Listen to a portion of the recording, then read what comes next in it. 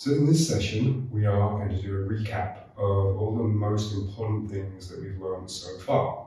This is going to go quite quick, so you could take notes if you wanted to. The first breath is the three-part yogic breathing. This is breathing through the front, so we're letting our stomach get bigger as we breathe. Breathing one, the stomach fills. Breathing two, the chest fills, the rib cage expands, the chest literally rips open. Three, breathing all the way into the throat. And then we breathe out halfway and the other half. 1, 2, 3, 1, 2. This is three-part yogic breathing. When we breathe in, nearly always, we're breathing in through the nose. When we want to release emotions from the body, we're breathing out through the mouth. Sometimes we also put the tongue out. This really helps us purge the body of toxins and emotions. This is letting the electricity out of our nervous system. So it literally depletes us and we start to feel tired. This is why it's not good to do breath work, holotropic breathing, in and out through our mouth all of the time. It's not so healthy for us. Okay, occasionally it's good. Once we've cleared enough emotion out of our body through the emotional release tools, through breathing and de-armoring, we're then able to start transmuting our breath, transforming our breath. And this is the Ujjayi breathing or the transformative breathing.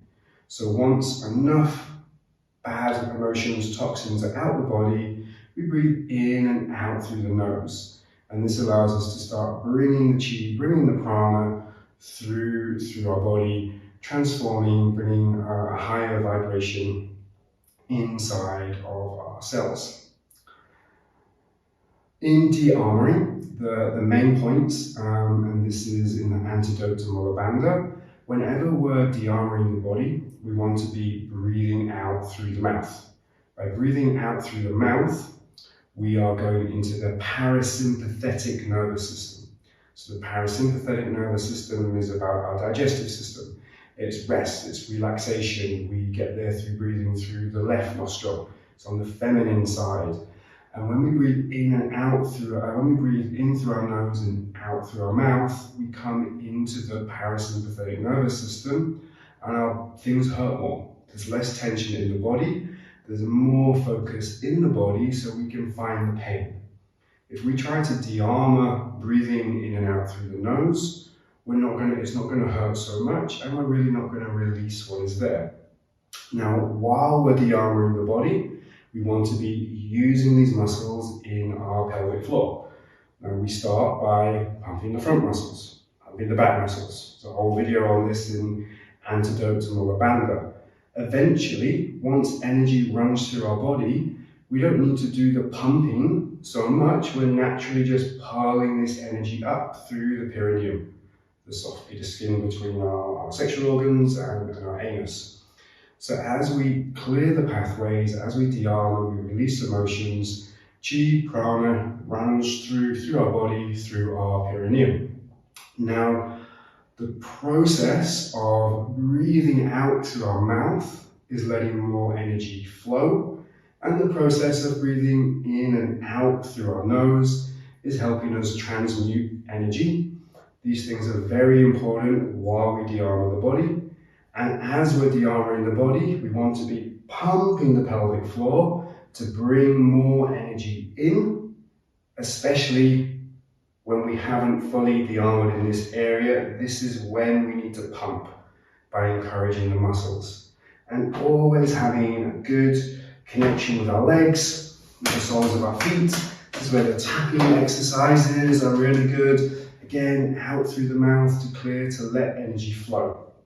Breathing out through the mouth, start to let energy flow. Sometimes we have to let go of chi, let go of prana to invite more energy in. And we're always just monitoring our body. When do I need to let go? When do I need to hold? And eventually, the more we de-armor, the more we let go, we can bring this nice energy in. This is where we're really working with intention, vibration. Later on, we learn more about projecting our field into our aura how the chakras relate with the auras, and then how we bring and how we re-embody this energy into us. So we take the trauma out of the body, we fill ourselves up, we expand our aura, we expand our field. Then we learn to transmute what's going on inside our aura and our field, and then we bring this energy back in. And it's in the process of bringing the energy back in that we want to start tensing the body, holding the breath, starting to pull the chi, the prana, the life force back into the bones, into the bone marrow, into the spinal column, and holding it. So in de-armoring, we are taking away the old muscle memory, but we don't want to deplete ourselves and leave ourselves empty. This is why it's very important to refill the body, and why we eventually start to work with orgasmic energy and our sexuality. So one of the best de-armoring sessions you can have is after you de-armor, you self-pleasure, and maybe you de-armor some more, and then you self-pleasure. This is also very good to take us away from porn addictions, fantasy in the mind, as we get a better relationship with pleasure and pain. The pain is so small in our bodies, and we're in control of it. It's not going to do us any damage, it's not going to hurt us, so we're not afraid of it. And as we know that this pain is transforming, is healing our pain, and it's giving us the energy to have an orgasmic sensation, to have a higher vibration, we almost create a desire for this mild pain in our body, and it helps our mind to grasp the non-dual principles that we're also learning in the polarity framework. And this is how we're creating the alignment between the mind, the heart, the sex, the physical, emotional, mental, by looking at polarity in different ways and always relating it back to our body. Now, there are probably more really important things in de-armoring and in Kundalini bodywork, but if you take everything that I've just said in this video and you start to include it into your self-practice sessions, they're going to get a lot better, and your ability to have orgasmic energy, to orgasm in every level of your chakra system, all through your body, once we clear the trauma out, becomes an everyday experience. So really just remember, get the trauma out with our breath, de-armor, pelvic floor, bring nice energy in. Don't do this practice if you're not working with an intention.